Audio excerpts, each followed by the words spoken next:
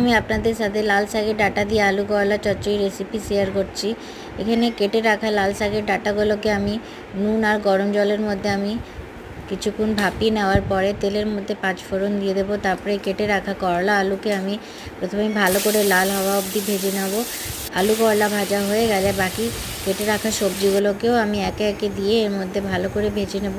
তারপরে আমি ভাপিয়ে রাখা লাল শাকের ডাঁটা আর বড়ি এর মধ্যে দিয়ে বাকি মশলাগুলো জিরে ধনে লঙ্কার গুঁড়োর সাথে আমি অল্প জল দিয়ে ভালো করে কষিয়ে নেব। মশলা কষা হয়ে যাওয়ার পরে আমি সামান্য পরিমাণে চিনি আর জল দিয়ে 5 মিনিটের জন্য ঢাকা দিয়ে হতে দেব।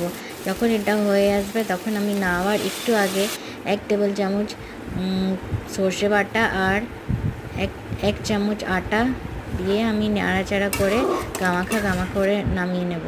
আপনাদের যদি এই রেসিপি ভালো লাগে তো আমাকে অবশ্যই কমেন্ট করে জানাবেন। Thank you.